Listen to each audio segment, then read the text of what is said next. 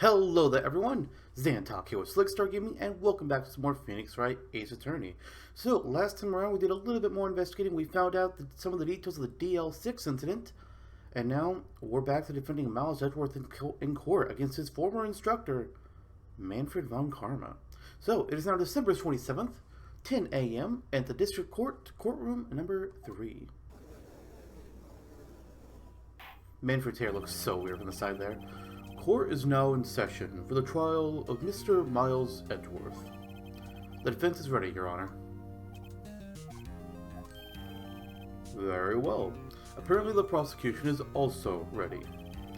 Who is the judge here anyway? Seriously though. Mr. von Karma, your opening statement. Very well. No opening statement. So, not so fast, Judge. I was taking a meaningful pause before speaking. Right. Of course. A prediction. Today's trial will end 3 minutes from now. What? What you want about Karma? Order. Order! Mr. von Karma, what is the meaning of your statement just now? You're wasting time. You're losing your 3 minutes, dude. Must you question everything? It will be over in 3 minutes. We have no time to waste. I'll call my first witness now. Right. I call my witness, my decisive witness, to the stand. It's that mysterious belt shop owner. Witness, state your profession.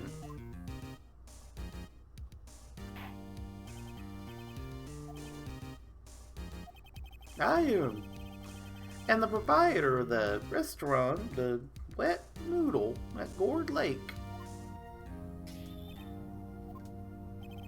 And I also rent boats. The night of the incident, you were in the boat rental shop, correct? Yep. Yep, it was.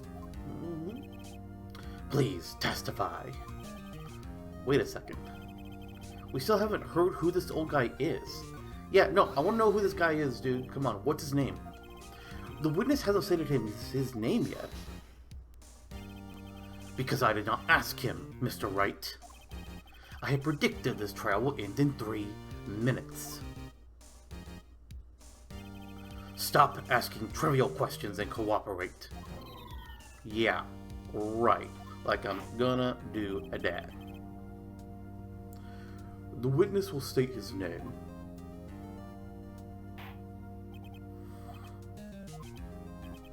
Well, I'm not really sure. Yep. What do you mean? My, memory. Your Honor, the witness does not remember anything beyond the last several years. Ergo, he cannot recall his own name. He can't recall, you say? Yes, but the incident in question took place 3 days ago. He can testify. Very well. Let's hear his testimony then, shall we? Witness. Oh boy. It was the night of the 24th, just after midnight. Yep. I was in the restaurant where I rent boats, as usual. Then I heard a bang. Yep. When I looked out the window, I saw a boat just floating on the lake. Then I heard another bang.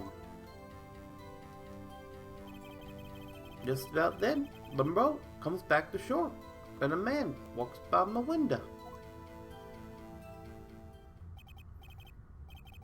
Very well. I'd like to begin the cross-examination. Oh, can it, Karma? Your 3 minutes are up, probably, by this point. There is nothing to question in my witness's testimony. Ergo, no need for cross-examination. Besides, there are only 10 seconds left before our 3 minutes are up. Judge, your verdict, now. D sure, yeah, Mr. Wright? Yeah, no, fuck off. Fuck the fuck right off, Karma. What are you saying? Of course I'll cross-examine the witness. Very well. You may begin. You seem to be in pain there, Karma. Maybe you shouldn't be slamming your fist on a desk and making stupid predictions like a 30-minute timer when we're not going to cooperate. What the fuck is your problem? 3 minutes just passed. I see. Well, then let's just take our time. You may cross-examine the witness. You know, something I really love about the judge here. Throughout the game, we've seen the judge be influenced in one way or another, be it April May's charm? We'll call it her charm. And Karma's just ruthlessness. But at the end of it all, the judge is still on the side of justice. Like, he's not letting... He lets them influence them to a degree, but he's always pulled right back. And he's like, wait, no. That's not how things work here. Fuck you, Karma. Fuck you. Okay, so let's see. What do we want to press? This guy's a fucking loony. I'm just gonna press everything for now. Just after midnight, you say? Yep. Just around then? Are you sure? Pretty sure? Yep. When I talked to you yesterday, you were rather vague about the time. I'm surprised you seem so sure about it today. I asked him, and he remembered. Isn't that right?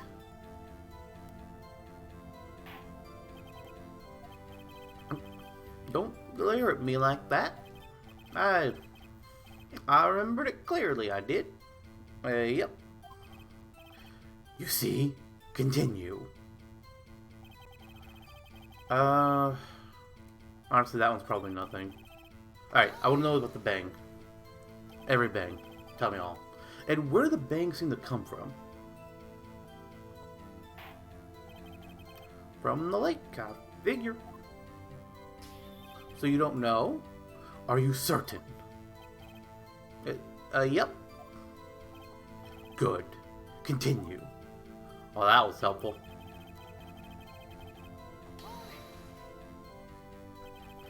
Was there someone in the boat? It was pretty far out there, and I couldn't see clearly.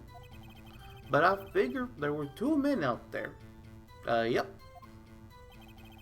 But you couldn't see them clearly. It could have been 3, or only 1 for all you know. Yep. At the time, that is. At the time. Alright, then he hears another bang. So, you heard 2 gunshots total. Yep. That's what Lotta said in her testimony yesterday. Alright, and the boat comes to shore and a man walks by the window. By your window. Yep. By my window. Right outside the window of my little shack. And could you see the man's face? Well, the fog was pretty darn thick when he was right there in front of me. I saw him. This is a rather important detail. Please, add it to your testimony.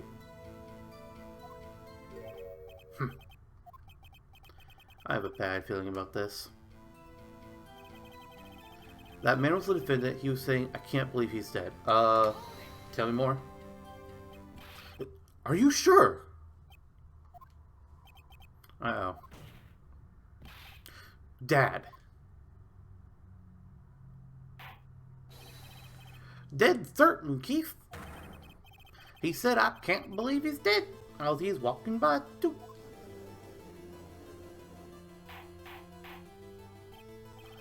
Witness. Are you sure the person you saw was Miles Edgeworth? It was him. That Edgeworth boy.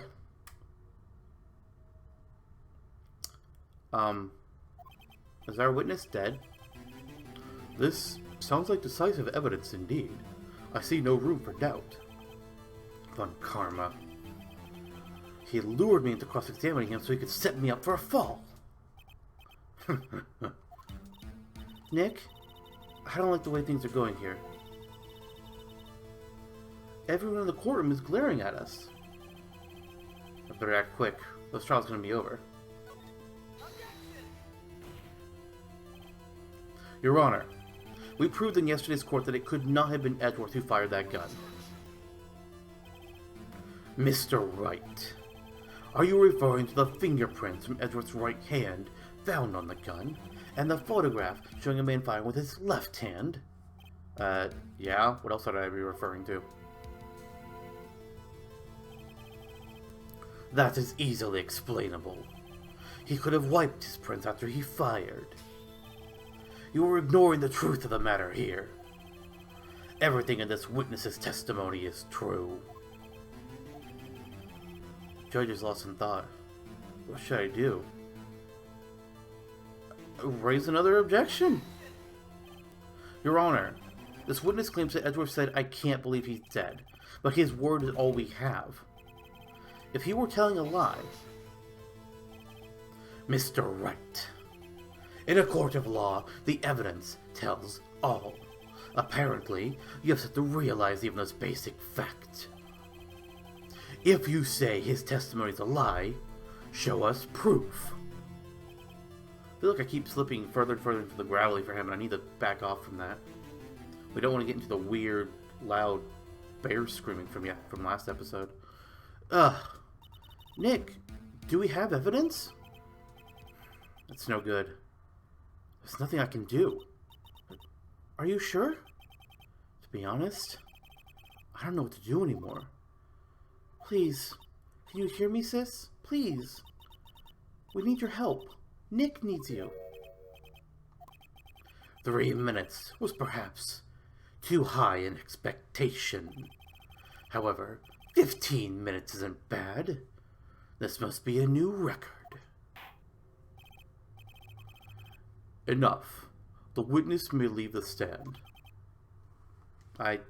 Is he even there?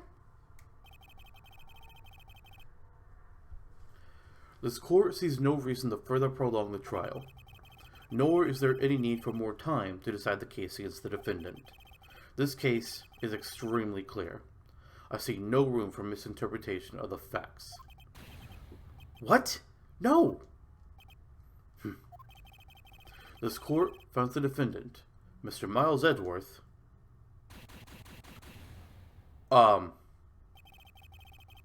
Fuck! The accused will surrender to the court immediately, to be held pending trial at a higher court within a month from today's date. That is all. The court is adjourned. So, we lose?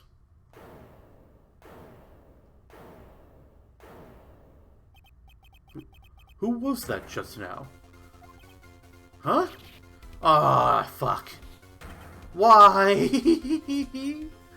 Larry? What are you doing here? Listen, you gotta listen to me. I was there, in the park, the night of the murder. I wasn't sure about it until just yesterday, but today I remembered it. Remembered what? The gunshot. I heard it too. Alright. What is the meaning of this? The verdict has been decided. I call for adjournment. One moment, Mr. Von Karma. So, you say you heard a gunshot? Yeah, I did. A gunshot. That night. I was sitting here in the audience, listening to the testimony.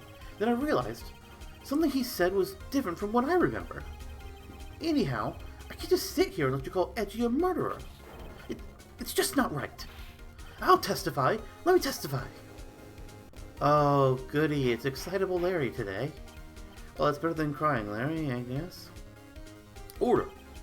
Well, this is the first time something has happened like this in my court. I'm not quite sure how to proceed. Judge, you've already given your decision. The trial is over.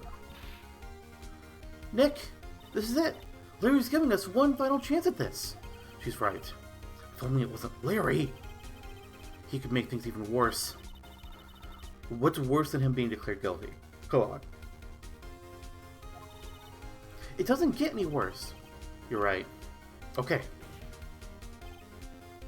Your Honor, if there was another witness, it is our duty to hear him speak. Right here, right now. A waste of time. The verdict cannot be overturned. Allow me to speak my opinion, considering I'm the actual fucking judge, Von Karma. In all court proceedings, it is our duty to prevent an inaccurate verdict. In order to make sure no mistake has been made, every witness should be heard. What is this? It's called you not getting your way. I withdraw my previous verdict of guilty.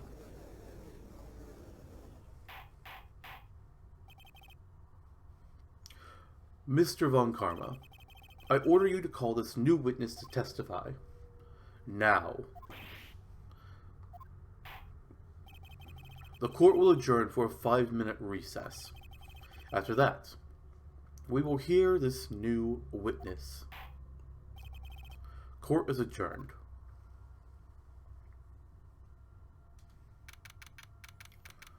Okay, well that might have bought us some time. Whew, that was too close. Sorry to keep you on the edge of your seat like that, Edgeworth. I've seen worse. Yeah, right. You're sweating bullets right now. I just wonder what Larry plans to say in there. Larry was at the lake that night? Yeah. He said he went looking for the steel samurai balloon that flew into the lake. Oh, right. And he found the balloon and the air tank that night? Yeah. Hey, Edgeworth. You say something, right? Yeah, a lot of things. You seem out of it. What's wrong? It's nothing. What do you mean it's nothing? Clearly there's something. Mr. Edgeworth, there's something I've been meaning to ask you. What's that? Why are your fingerprints on the murder weapon? Oh. I thought it was going to be about how she knew us. Or he knew us, rather. When he fell into the lake, I went into a daze. I couldn't understand what had happened. I couldn't think straight. Then, I saw the pistol lying on the floor of the boat in front of me. And I picked it up without thinking. I didn't have a reason, really. I see. Right. Yeah? This might be our chance. Our chance. Von Karma has only ever run perfect trials. Perfect trials? Perfectly prepared witnesses, perfectly complete evidence. That's the secret to his success. This is the first time he's ever had to deal with something unexpected. He has let someone he hasn't even talked to testify before the court. And that someone is Larry. What are you getting at? It's likely his testimony will be full of holes, right? That's right, Nick. No 10-minute trial this time. We'll make this one for all it's worth. It was 15 minutes. 15! But everything does depend on Larry now. Shit. I mean, there could be worse things in the world. Alright, so we're back in the courtroom. It's 10:35 a.m. Let's continue. Court is now back in session. Witness, please testify to the court about everything that you saw on the night of December 24th. Right. Leave it to me. Please, Larry, don't mess this one up. I hate to admit it, but you're our last chance. Von Karma didn't even have time to prep his witness. I just hope Edgeworth is right about this being our big break. The night of the murder. That night, I was out on a boat on the lake. I was looking for something, and I found it. So I quietly slipped the boat back in at the rental shop dock. Then, just as I was thinking about going home, I heard this bang. I looked out over the lake, but I didn't notice the boat. So after I heard that single gunshot, I went home. Hold up. Single gunshot? That was an unusually vague testimony, even for this court. In any matter, Mr. Wright, you may begin your cross-examination. Yes, Your Honor. What's wrong, Nick? It's Larry.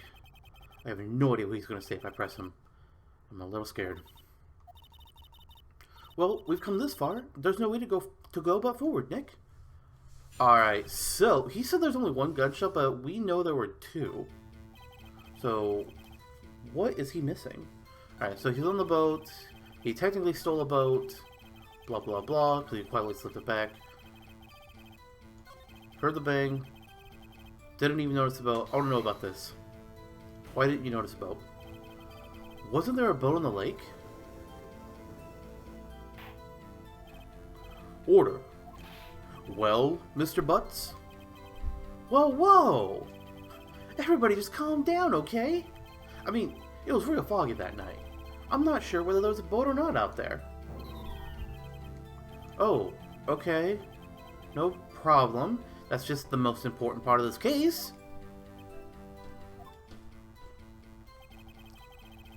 Alright, single gunshot. You sure? So, you only heard one bang, correct? Yeah.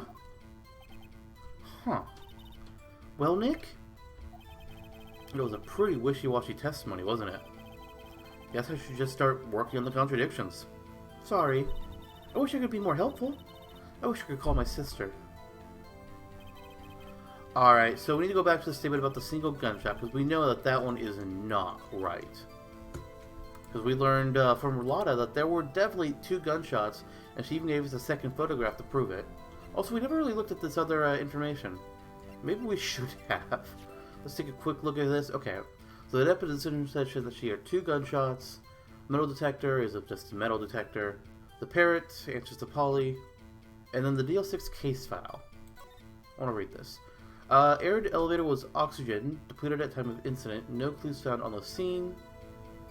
Gregory Edworth was the defense attorney trapped in an elevator returning from a lost trial with son Miles. One bullet found in the heart. The murder weapon was fired twice. Yanni Yogi, the court bailiff, trapped with the Edgeworths. Memory loss due to oxygen deprivation. After his arrest, fiancée Polly Jenkins commits suicide. Huh. Well, that's slightly depressing. And then the photo of it. Okay, that's probably not going to be important just now. At least, not for what's going on. Oh, damn it, I need to go back to present. I'm sure it'll become important later. Otherwise, why would we have it? Wait a sec, Larry. What? You only heard one bang. You're sure about this? That's what I said. But Miss Lotta Hart testified yesterday that she heard two bangs. And the old man just now said the same thing. They both heard two gunshots that night. What? Were you even listening? Were you paying attention at all to what they said? Yo, Nick, please. You know, something's been bothering me. I'm a witness, see? I'm a customer here. So you gotta treat me nice and stuff, okay? That's not how court works, dude. Mr. Butts. What? You only heard one gunshot. Are you sure? Well, tell you the truth, not sure. What? Not sure? How could you not be sure?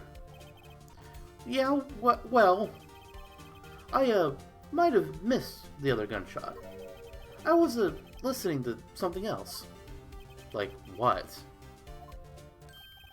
My radio, dude. On my headphones. God damn it. Fucking Larry. Order, and stop that booing. Boo. Mr. Butts. You were listening to a radio on earphones? Yeah. So what? That a crime? I listen to my radio. Everybody listens to the radio. What's the big deal? Mr. Von Karma, your opinion? Waste of time. I do not accept this witness nor his shoddy testimony. Well, Mr. Wright, should he continue the testimony? Yeah, I say continue. Your Honor, please allow the witness to continue his testimony.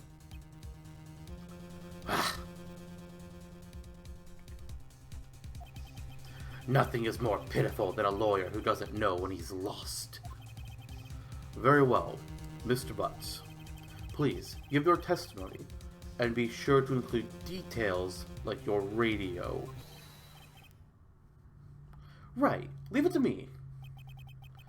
I wouldn't if there were any other way out of this. Believe me.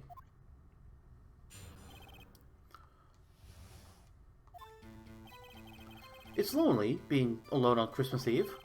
That's why I was listening to an all-request show on the radio, see? I was listening to it, real booming loud, like... But I'm sure I heard that gunshot. I remember exactly what the DJ was saying when I heard it too. What were they saying?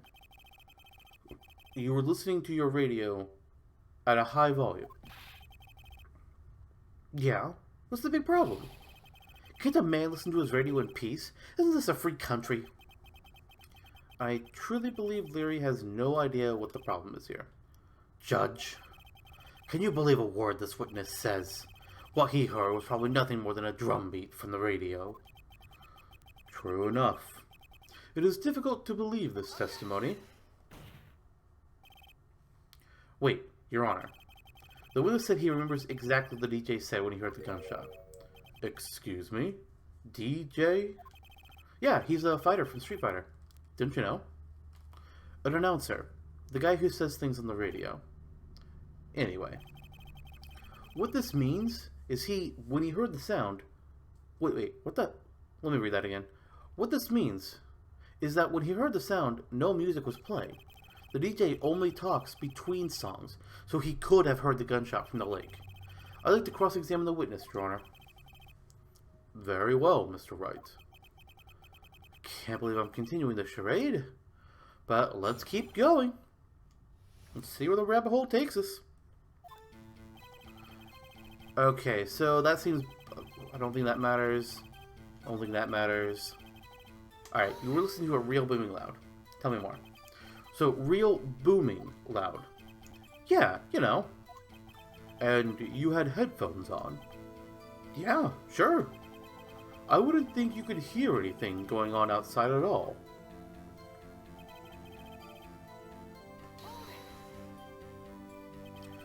Can you prove that?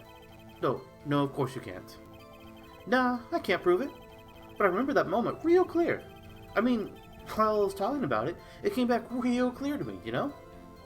I don't, actually. I just really hate your jacket and that shirt. I want to know what the DJ was saying. And what did he say? Mr. Wright, please cease these pointless questions. What possible good could knowing what a radio DJ said do us? Indeed, Mr. Von Karma has a point. I'll allow the question only if you see some reason why we should care. We should care. That's my reason. We should care, Your Honor. Of course we should. Why? Well, how do you know if we don't ask? Fine, very well. Mr. Butts, please testify to the court. What was the radio announcer saying when you heard the gunshot? Just when she said, hey, it's almost Christmas, I heard the gunshot. What does that mean? Are you sure? Of course I am. She had this real sexy voice. Huh. Maybe Von Karma was right. I'm not sure that helped at all. This is the most ludicrous testimony I've ever heard. There's one gleaming ray of hope in there. Gotta press it until we get to the bottom of what happened. So, there's something about what she said.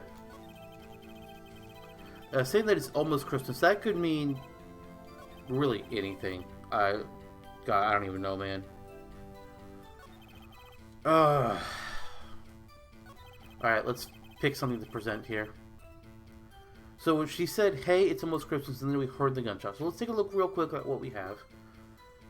All this was coming on from the headphones, so the camera wouldn't have picked it up. The time of death was sometime on the 24th or 25th. The lake photo was taken at 12:15. Ooh. Okay, that means it would have been after Christmas had started.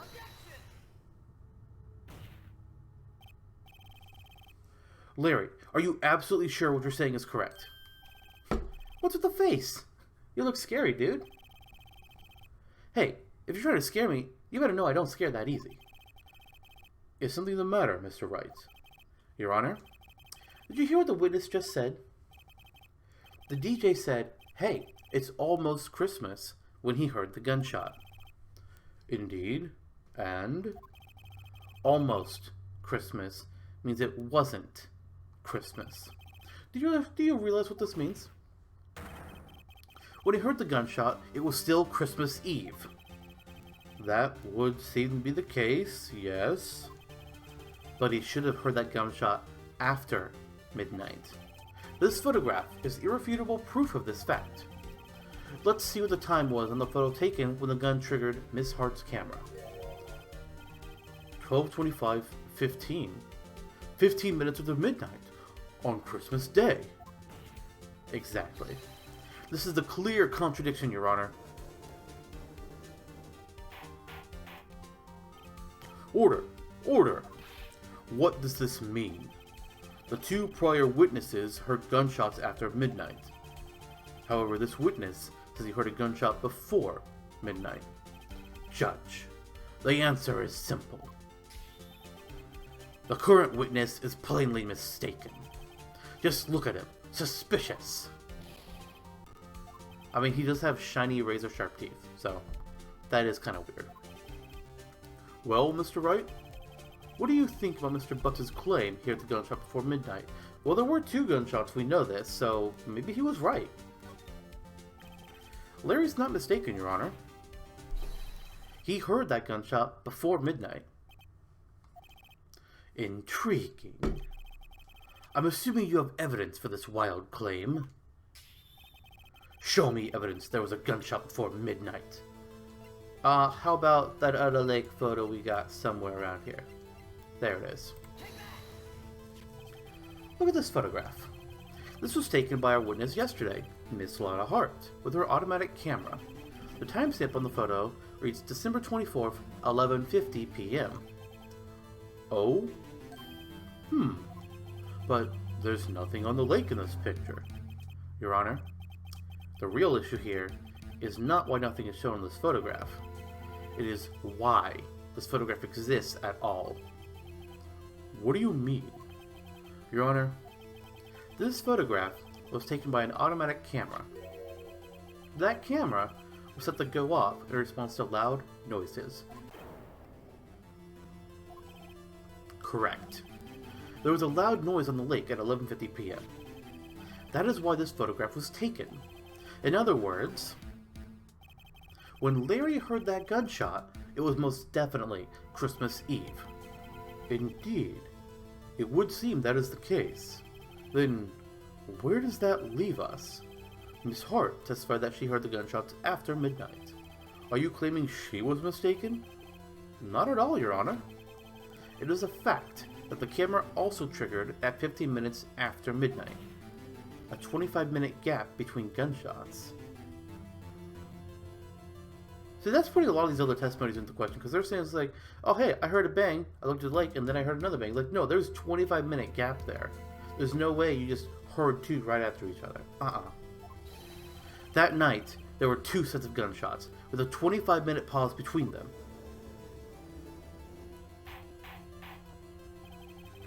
Why would this be? Don't be fooled, Judge. That camera was set to respond to loud noises. Yes?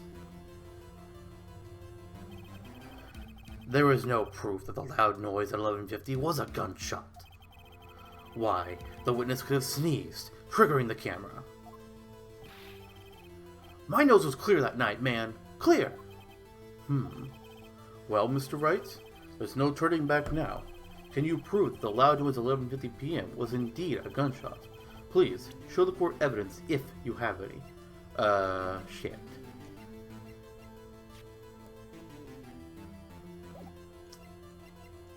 I mean, I'm just gonna press the deposition because Lotta says it. Mr. Wright, is that a smirk I see? Your Honor, sorry, I wasn't really sure about the evidence. Don't show us evidence you aren't confident in. Right. We have to prove that it was a second gunshot. There's not really much that can do that, if anything.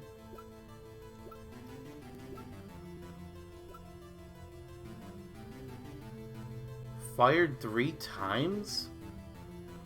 Wait a fucking minute. How did I miss that before? This gun was fired 3... No. Screw that. This is my evidence. The murder weapon? Something about this pistol was bothering me, Your Honor. Both of the witnesses who testified yesterday heard 2 gunshots. However, their murder weapon was fired 3 times. When, then, was the last shot fired? Only now have I realized the truth. That third shot was the shot Larry heard just before midnight. Ah, I see our claim. So we're saying that the first shot was at 11:50, then shots 2 and 3 were consecutively at 12:15. Gotcha. That makes sense. That would make sense of the evidence we've seen so far. However, this leaves me wondering exactly what did happen that night on the lake. Exactly. If this ish is true, there were 2 sets of gunshots, separated by 25 minutes. One at 11:50, another at 15 minutes after midnight. Why, I ask you? Why? Shit, that's a good question. Wait a second. Gunshots separated by 25 minutes. Apparently Phoenix has had a breakthrough, and I don't know what he's thinking just yet. What's wrong, Nick? I have it! I have it! What? Remember the case of the Seal Samurai? Yeah, of course I remember. The murderer in this case had the same idea as the murderer in that case. What do you mean? Maya. Yes? If we don't figure this out now, we'll never overturn Edward's guilty verdict. I've got a hunch, and I'm gonna run with it. Right. I mean, is this safe? Safe? We've already gotten a guilty verdict. We have nothing to lose. You just watch, and let me know if I say something that sounds too fishy. Okay? Right, Nick. Your Honor. Yes, Mr. Wright. The testimony just now has cleared up this entire case. Really? Larry? Okay. What do you mean, Mr. Wright?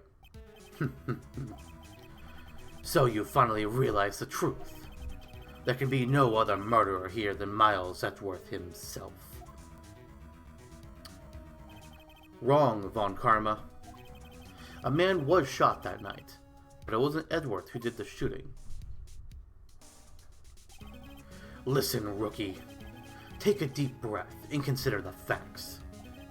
At the time of the murder, 1 boat was found on that lake. This was shown by the witness's photograph. The defendant, Edgeworth, and the victim, Robert Hammond, were on that boat.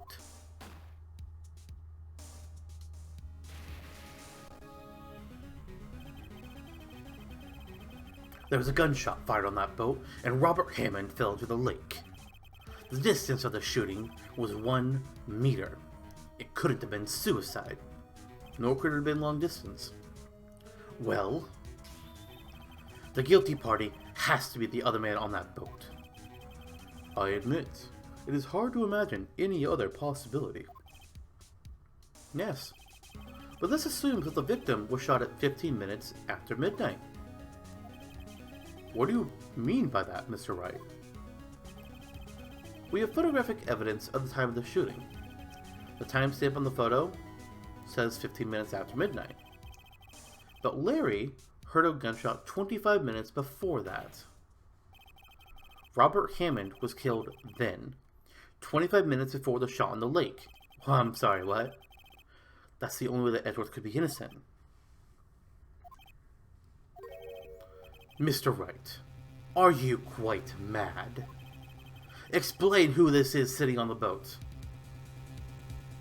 Well, it can't be murderer and Hammond. It can't be Edgeworth and Hammond because Hammond's already dead, so it has to be Edgeworth and the murderer? That doesn't make any sense either, but we know it can't be Hammond, so Of course, it was Edgeworth and the murderer. After the murderer killed Robert Hammond at 1150, he assumed the guise of Mr. Hammond and met Edgeworth. Why though? What? Are you serious? Yes. Edgeworth won't tell us why he went to the lake that night. However, I have a hunch. That night, Robert Hammond called Edgeworth to the lake. Now, Edgeworth didn't know Robert Hammond's face that well. That's why he didn't suspect anything when the murderer took Robert Hammond's place. I'm not sure what to make of all this. Ludicrous. Mr. Wright, tell us the name of the murderer then. The murderer's name? Right. It's... What the fuck? I mean, we know it's not Miles, we know it's not Lana, so we just don't know, I guess. Which, to be fair, I don't know who it is. Actually, I don't know the murderer's name. You don't know. Again, you waste my time. I don't know, because he never told us. What? The murderer is the caretaker of the boat shop. That old man. Are you sure? I don't... Alright, let's follow this logic. Sure. At 1150, he was the one who killed Robert Hammond. The caretaker of the boat shop? Where did he do this? There weren't any boats on the lake then. Why would he have to go all the way out on the lake just to shoot someone? May I suggest that the real scene of this crime was not in a boat? What? Well then, where did the murder take place? On the path behind the shack?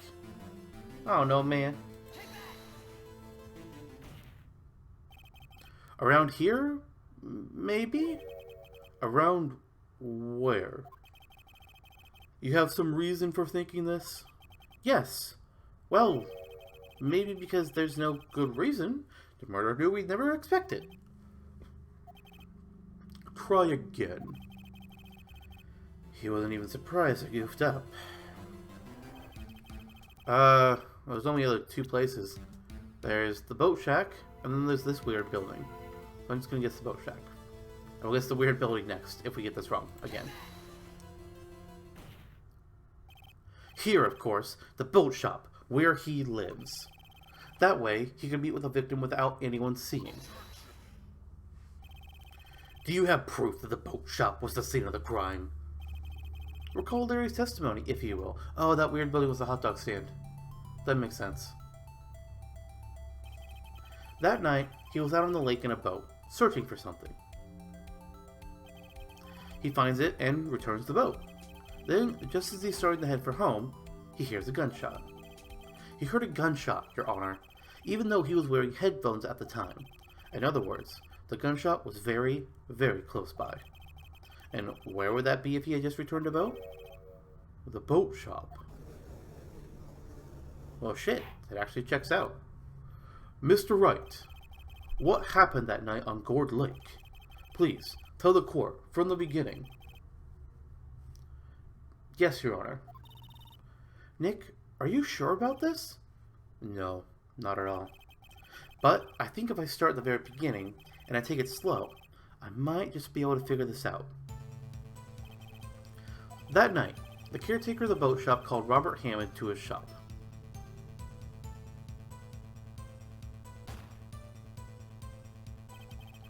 This was around 1150. That was when the gunshot that Larry heard was fired. After that, the caretaker put on Robert Hammond's coat. He became Robert Hammond. Then, he got in the boat with Edgeworth and went out into the middle of the lake. Then, who fired the pistol in the boat, Mr. Wright? It was the boat shop caretaker. Of course, it was the murderer who shot the pistol. He shot twice. Both missed Edgeworth. On purpose. Wait a minute. Yes? Why would he shoot twice if he didn't mean to hit anyone? Details. Know this, Mr. Wright. The moment you run out of explanations is the moment you lose. Tell us why the murderer had to fire twice. It can't be because the first shot missed because he's intentionally missing. So it's to create a witness. Somebody hears a gunshot, they look, and they see the other person fall. Checks out. I believe he shot twice to create a witness, Your Honor. Create a witness? The murderer lifts his pistol and fires one shot. That ensures that anyone who heard the shot will look out at the lake. Indeed, Miss Hart did exactly that after hearing the first gunshot. Next, the murderer waits a bit and he fires again. Then,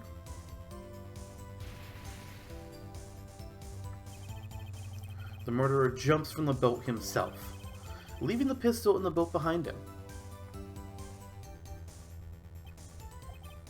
I see. So someone looking from the edge of the lake. It would appear that one of the men on the boat had shot the other. The murderer didn't know about the automatic camera, of course. That's why he shot twice, to draw attention to the boat. Once you've realized that, everything else falls into place. The boat shop caretaker swam back to his shop, then he put Mr. Hammond's wet coat back on the body, and threw the body into the lake. This is what happened, Your Honor. These are the events that transpired that night on Gourd Lake. Did we do it? Bailiff, bring out the witness from before. The boat shop caretaker, quickly. Well, the judge is certainly convinced.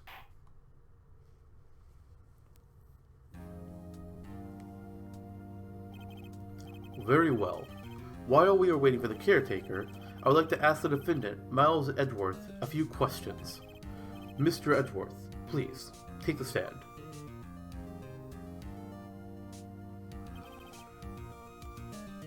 Mr. Edgeworth, you heard what the defense has said? Yes. Well, why did you go to the lake that night? What Wright has said was mostly correct. Astonishingly so, actually. Yes. Several days ago, I received a letter. The letter was signed Robert Hammond. He asked me to come to the boat shop by the lake at midnight on Christmas Eve. He said he had something very important to discuss with me. Something important? I'm sorry. I can't say what it was. Your Honor, sir. Bailiff, we are conducting a trial here. I ask that you remain quiet. The witness has disappeared. He isn't at the boat shop either. What? What should I do? Find him, quickly. We cannot allow him to get away. Well, shit. Mr. Von Karma, your witness has disappeared. A search warrant has already been issued. It goes without saying that I cannot declare a verdict under these circumstances. I will extend the trial until tomorrow, the final day allowed. I request that the police department utilize all its forces to find that witness. Am I understood? One more thing. Just who is that boat shop caretaker? I think his identity has become very important to this trial. I want him, and I want to know who he is. Very well. Court is adjourned. Well, damn. Alright, it's now 1:22 p.m. Let's, oh boy. Yay, Nick, you did it. Yeah. Well, at least we got out from under that guilty verdict. And what about Larry? That was something else. Even Von Karma didn't know what to do with his testimony. Larry really helped us out. Sure, once I sifted through his unique and incorrect testimony. Still, he did save us. I just wish our cases weren't so down to the wire all the time. I know what you mean. Sometimes I feel like it's us on trial instead of our clients. Hey, Edgeworth. Oh, he looks like a sad boy. Mr. Edgeworth? Did you say something? Don't look so pained. I mean, it looks like you're probably going to get off the hook. You could try to smile just a little. Relax. I'm sorry, but I fear it's not over for me yet. What do you mean? Right. There's something that's been troubling me for a long time now, and I don't know whether or not to tell you. Edgeworth? No. There's so little time left. I want to tell you, get it off my chest, but I can't make up my mind. What is this about, Edgeworth? It's a nightmare I've had. A memory of a crime that I committed. A crime you committed? A memory of a murder. What the fuck?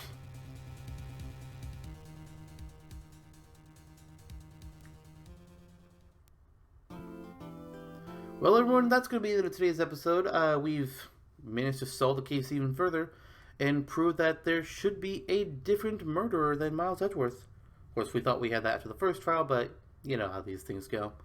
Next time, we got some more investigating to do, and I'll see you all then. Bye, everyone.